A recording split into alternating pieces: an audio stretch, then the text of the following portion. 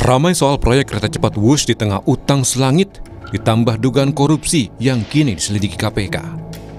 Juru bicara KPK Budi Prasetyo bilang, penyelidikan kasus ini sudah dimulai sejak awal tahun 2025.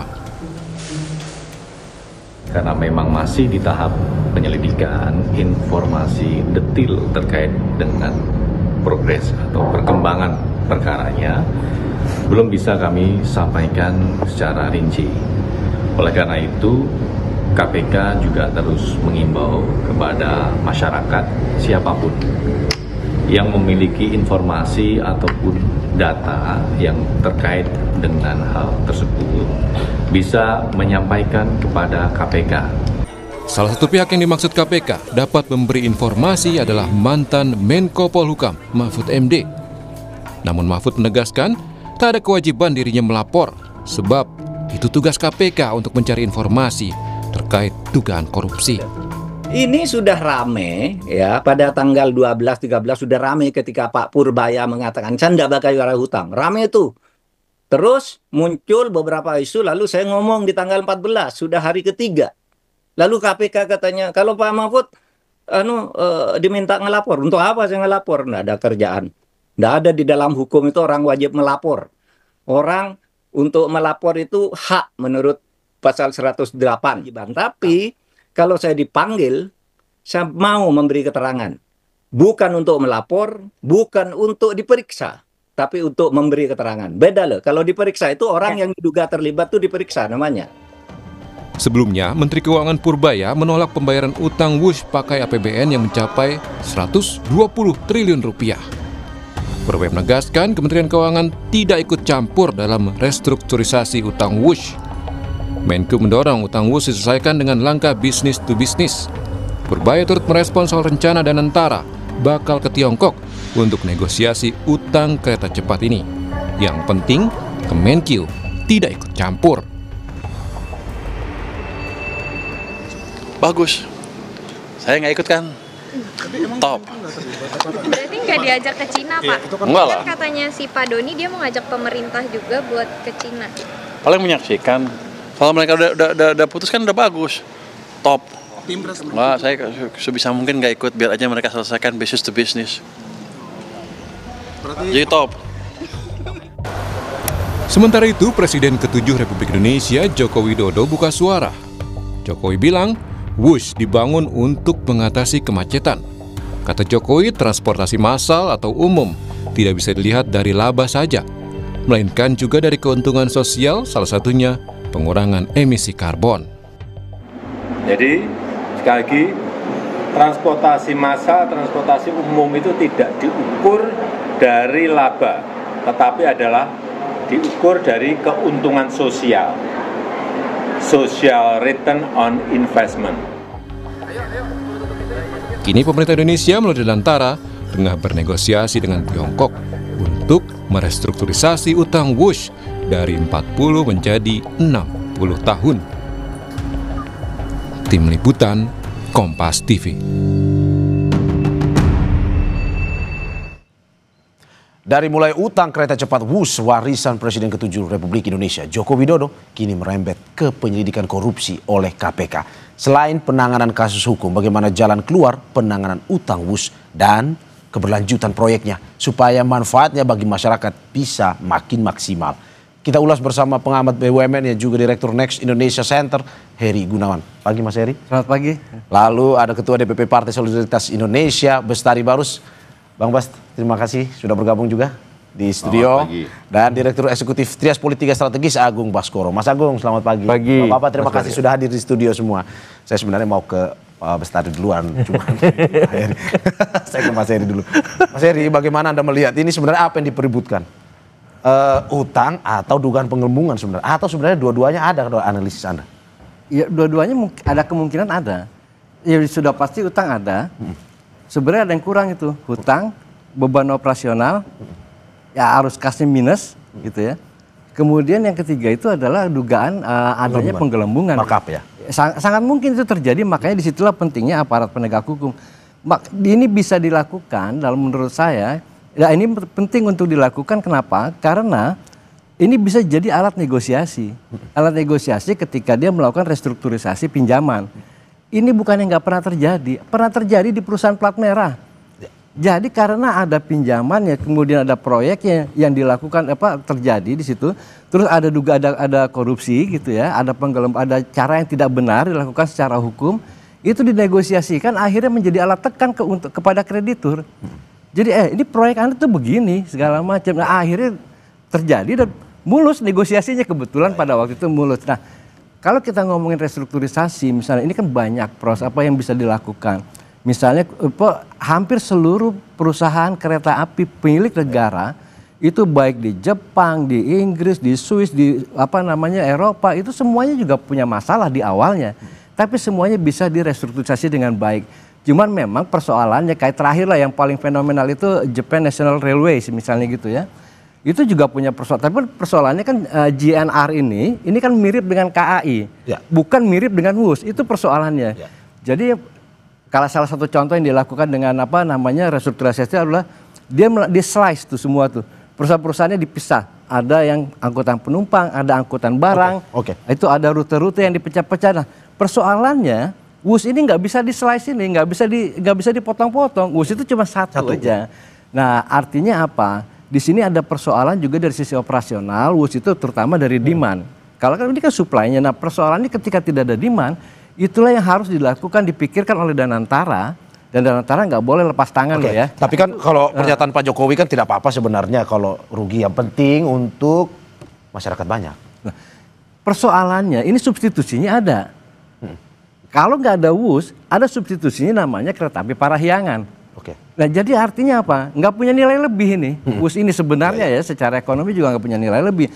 Kalau mau investasi sosial, kenapa nggak di Parahyangan misalnya? Berarti sia-sia WUS ini sebenarnya, kalau tetap merugi.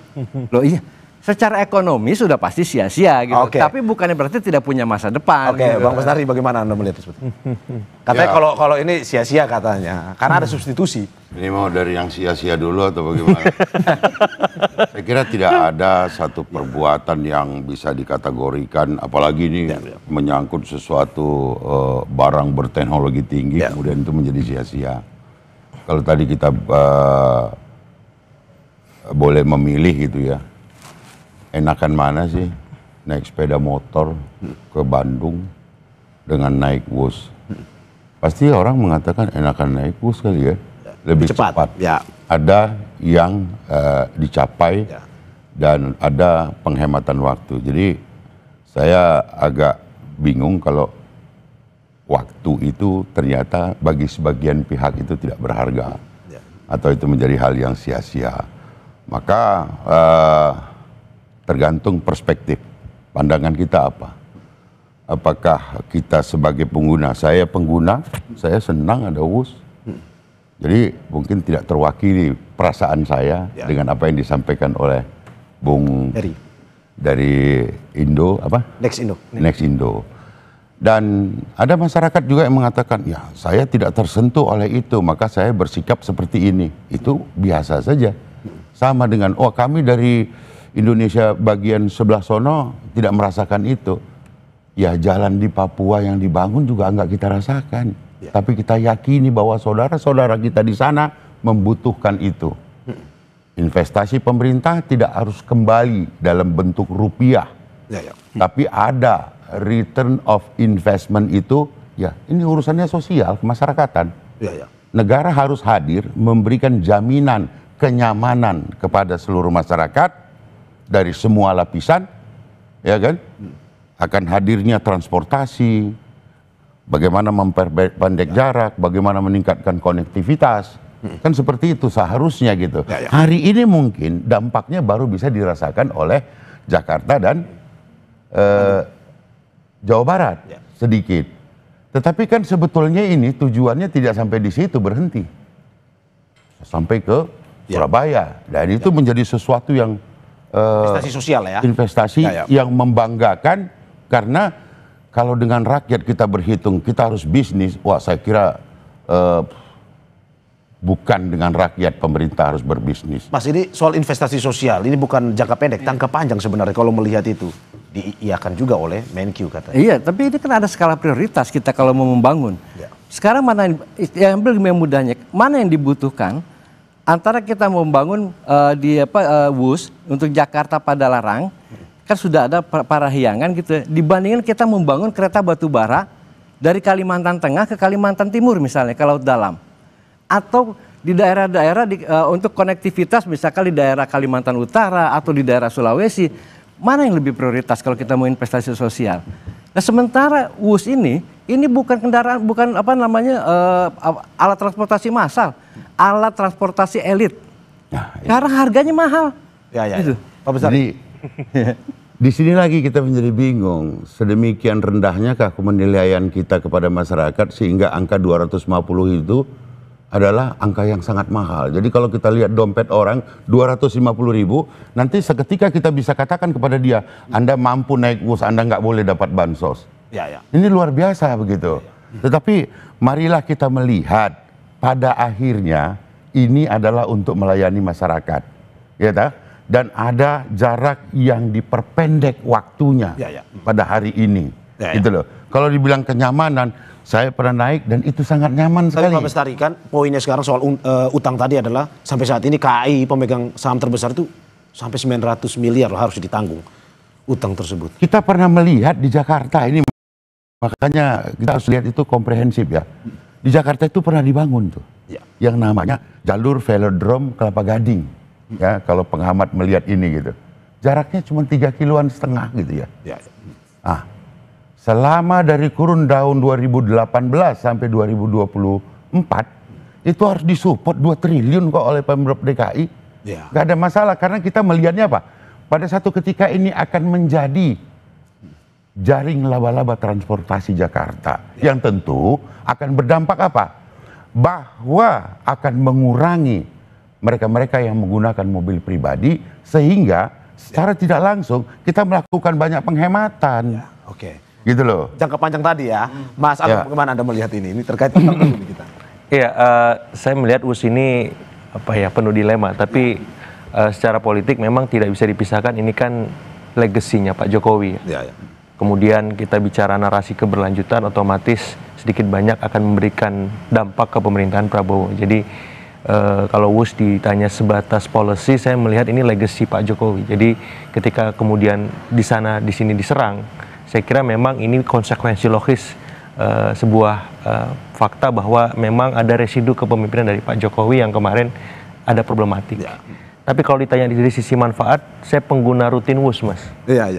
Sepekan sekali saya bisa pakai 2-3 kali dalam sepekan gitu. Jadi kalau ditanya apakah ini tidak bermanfaat atau merugi, debatable. Karena kan kalau saya membayangkan konsep pembangunan itu terintegrasi ya.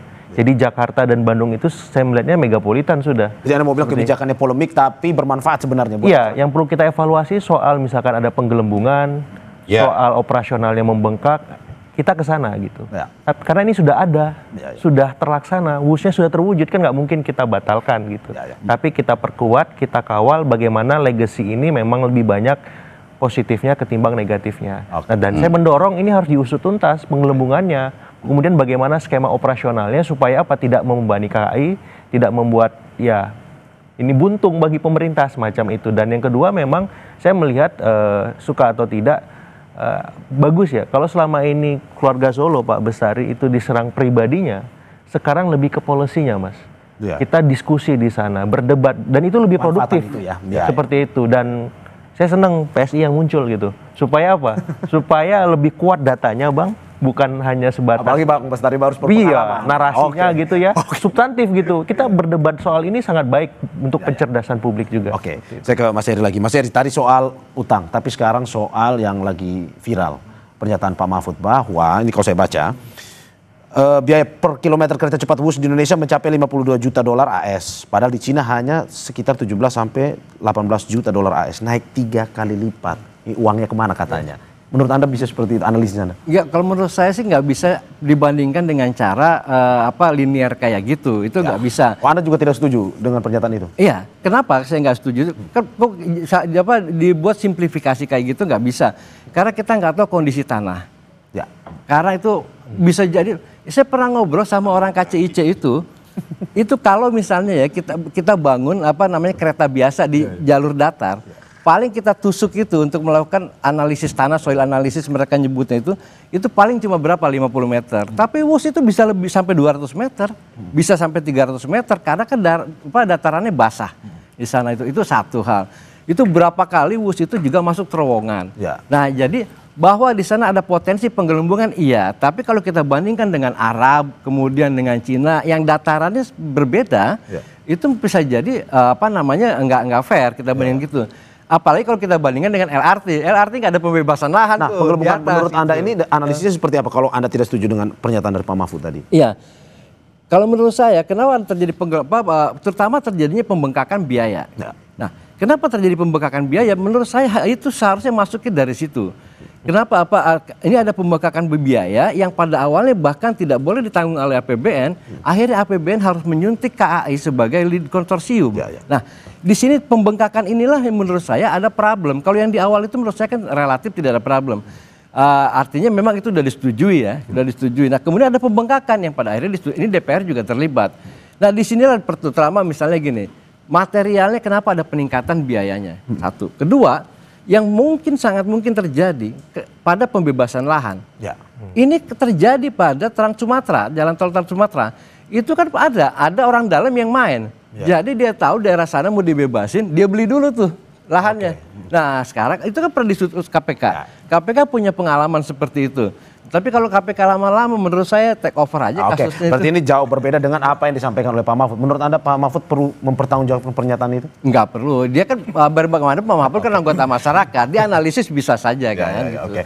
Pak Bestari, tanggapan Anda. Ya, saya kira hari ini seluruh masyarakat Indonesia itu perlu juga ya mengapresiasi apa yang disampaikan Pak Mahfud. Oh, apresiasi. Apresiasi lah sebagai warga negara. Dan ini juga sebetulnya apa yang disampaikan beliau itu men-trigger. Akhirnya masyarakat itu ingin juga kejelasan terhadap peristiwa-peristiwa masa lalu. Ya, bagaimana sih? Itu masih ada loh di sosial media membuka tentang BLBI gimana sih? Gitu. Kemudian Senturi itu bagaimana sih? Kemudian itu jual gas murah-murah itu ke Singapura tuh gimana sih? Beli mahal WUS ribut, tapi jual gas murah kok nggak ribut gitu. Ya, belum lagi nanti itu Hambalang gimana sih? Kami belum puas itu dengan penyelesaian seperti itu. KTP gimana sih? Itu yang sudah menyebut-nyebut nama lah macam-macam itu kok juga tidak disebut oleh Pak Mahfud yang kenapa hanya fokus ke WUS aja? Kenapa cuma WUS aja? Jadi hari ini kita harus terima kasih Pak Mahfud itu men-trigger justru sampai kepada KPK supaya KPK lembaga kita yang kita cintain ini bisa juga kemudian lebih memberikan perhatian kepada hal-hal yang tertinggal di belakang. Saya kira itu menjadi bagus pada hari ini. Saya kira itu. Oke, dan memang harus ya semua kita telisik lebih dalam ya, bukan hanya soal WUS itu ya. Mas Agung, kalau Anda melihat politis atau enggak sebenarnya pernyataan Pak Mahfud ini? Sangat politis. Karena ini ditanya analis politis. Jadi ini pertarungan narasi lagi dan lagi. Jadi suka atau tidak memang residu dari pemerintahan Pak Jokowi ini ada bekasnya bagi semua pihak baik yang pro maupun kontra. Nah, kalau kemarin soal pribadi dari keluarga Solo, ini soal polisinya nih. Bisa saja bukan hanya soal WUS ini. Bisa saja nanti kemudian soal IKN, kemudian soal infrastruktur lain semacam itu, dan ya keluarga Solo, PSI harus siap-siap nih. Dan saya berharap yang dipertarungkan itu datanya, faktanya, bukan sekedar narasi-narasi ya kebencian, narasi-narasi yang tidak bertanggung jawab, yang itu jauh dari kata-kata mencerdaskan publik, Mas Mario. Jadi it's okay, nggak apa-apa kita berdebat, inilah demokrasi yang kita pilih, konsekuensinya seperti ini, sehingga apa? Orang jadi tahu WUS itu visibility study-nya seperti apa, perencanaannya dari hulu sampai hilir. Terus operasionalnya berapa sih yang dihabiskan?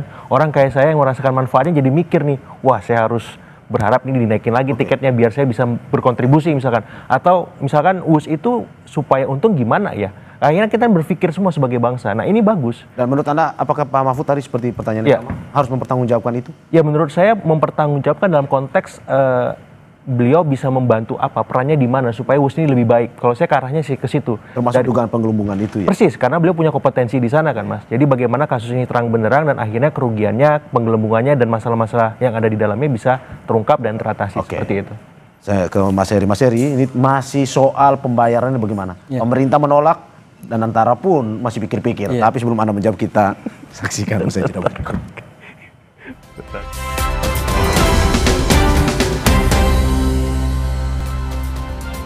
Terima kasih masih di Sapa Indonesia Pagi. Saya lanjutkan ke Direktur Next Indonesia Center, Heri Gunawan. Mas Heri, bagaimana Anda melihat bahwa Menq bilang ya bukan APBN, tapi Pak Rosan dan Antara bilang ya masih pikir-pikir dulu.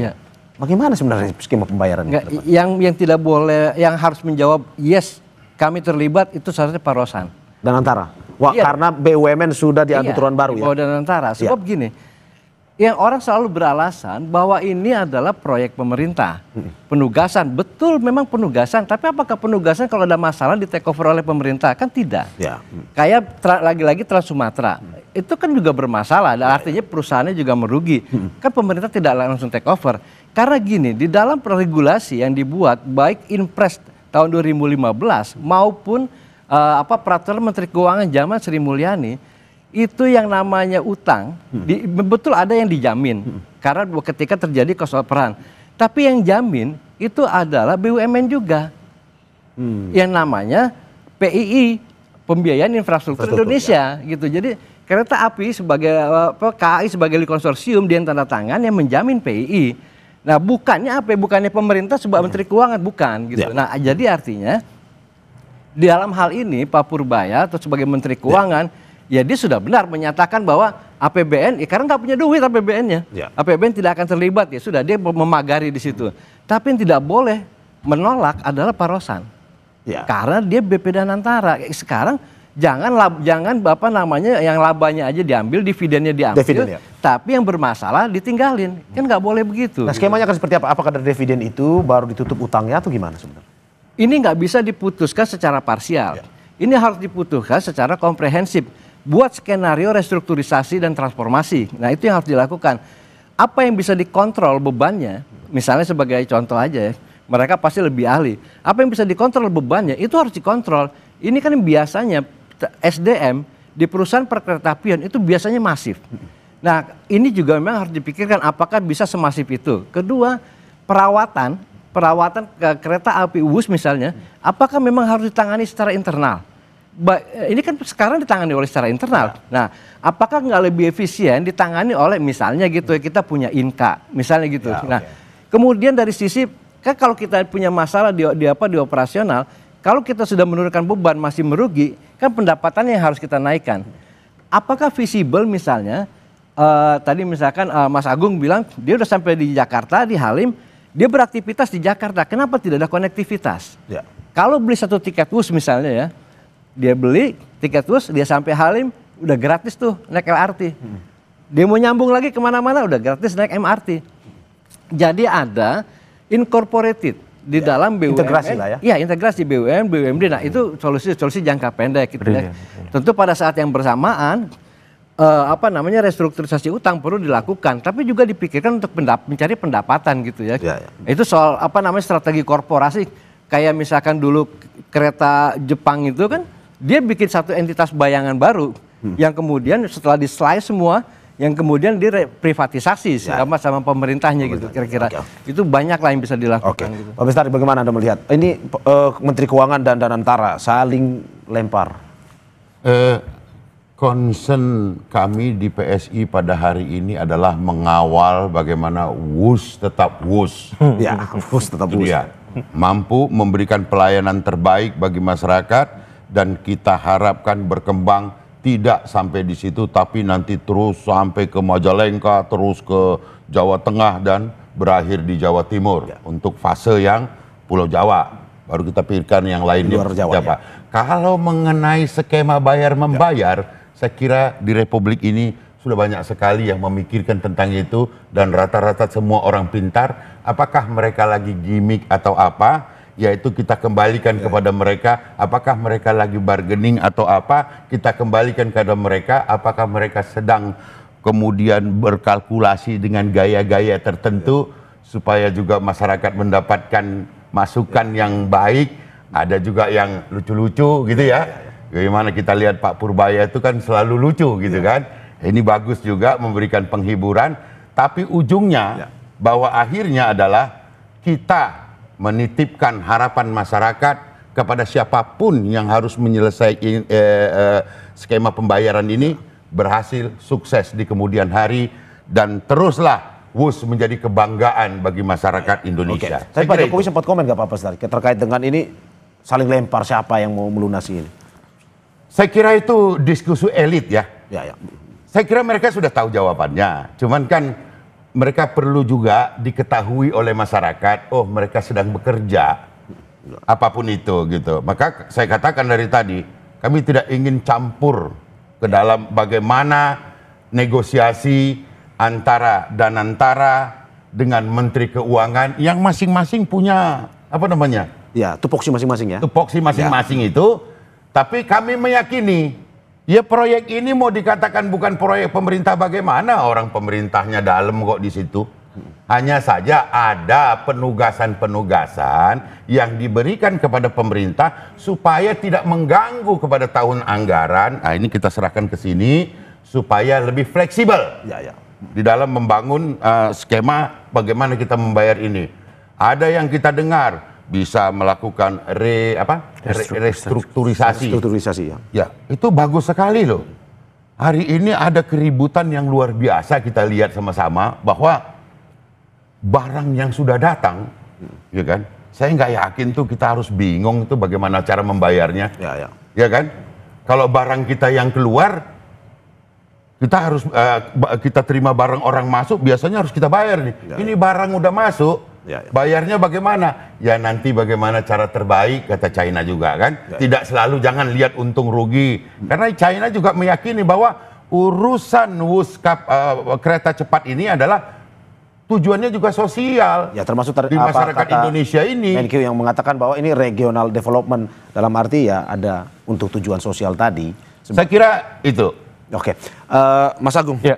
Ini melihat perdebatan soal WUS ini ada di zamannya Pak Jokowi, tapi akhirnya perdebatannya terjadi di zamannya Pak Presiden Prabowo. Menurut Anda bagaimana melihat hubungan keduanya ini? Kita lihat. Jadi ini salah satu ekses narasi keberlanjutan itu, Mas. Tapi ekses ini bisa diminimalkan ketika pemerintah tanggap untuk menuntaskan komunikasi publiknya. Jadi skema restrukturisasi kan udah kita dengar nih 60 tahun katanya. Nah, cuman perlu juga dijabarkan solusi mengatasi biaya operasional yang membengkak tadi.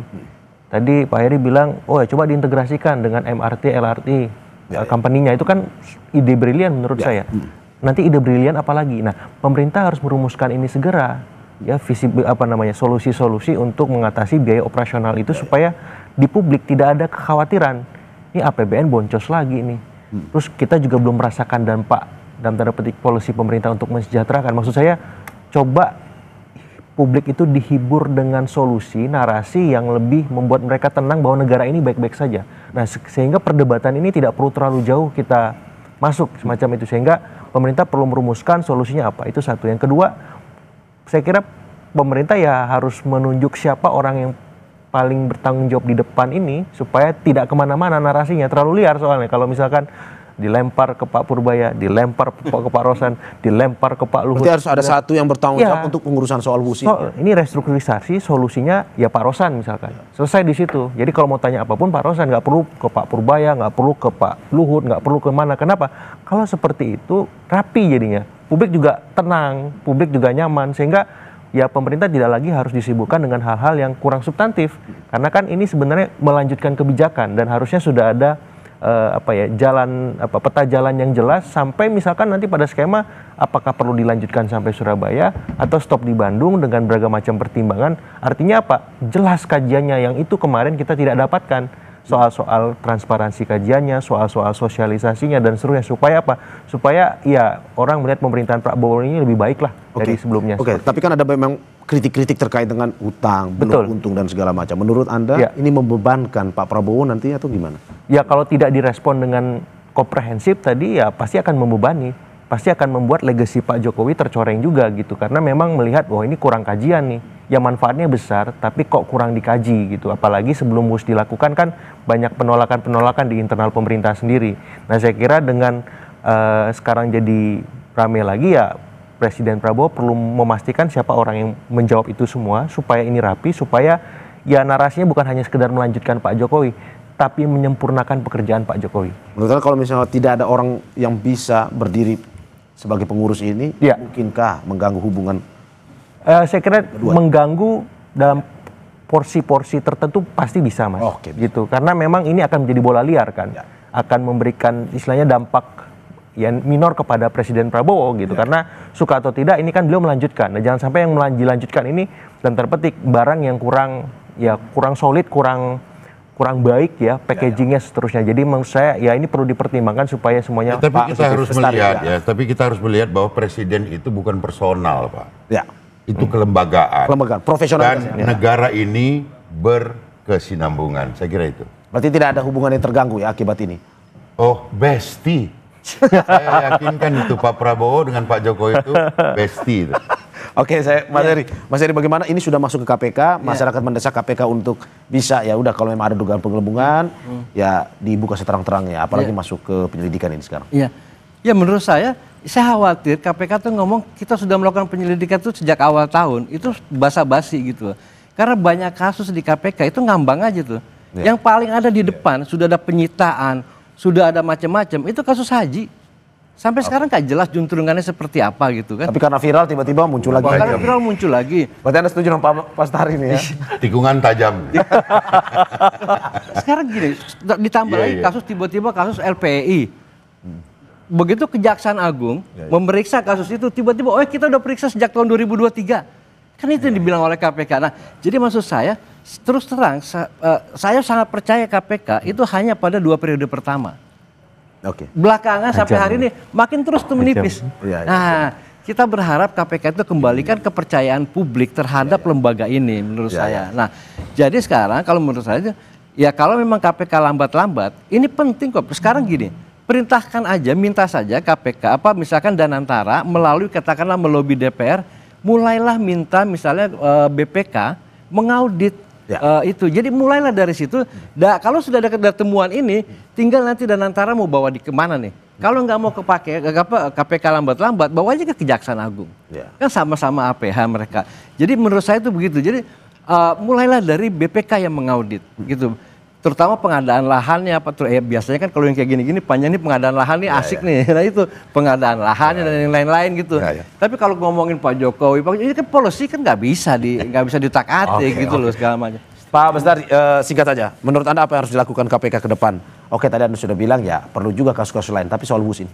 Ya, KPK perlu hadir untuk memberikan penjelasan bahkan sampai kepada kepastian hukum. Sehingga tidak menjadi bola liar ya? Bola liar di tengah masyarakat. Dan juga jangan sampai KPK masuk ke tengah hanya untuk mengganggu iklim investasi. Mas Agung sedikit singkat saja soal apa yang harus dilakukan KPK. Ya, KPK mau tidak mau harus dalam tanda petik membuktikan ya giginya, tajinya supaya mengusut kasus ini setuntas-tuntasnya, seterang-terangnya. Kalau memang ada masalah di mana, terus ujungnya seperti apa, jangan sampai diambangkan dan tidak jelas. Seperti yang tadi Pak Heri bilang, ada kasus-kasus lain yang juga demikian, akhirnya publik kan berasumsi macam-macam, berprasangka dan tidak baiklah ke depan. Seperti itu. Terima kasih Bapak-Bapak untuk diskusinya hari ini. Terima kasih Direktur Next Indonesia Center Heri Gunawan, Ketua DPP Partai Solidaritas Indonesia Bestari Barus dan pengamat politik, juga Direktur Eksekutif Trias Politika Strategis Agung Baskoro. Sehat-sehat selalu. Terima kasih Bapak-Bapak. Saudara jangan kemana-mana.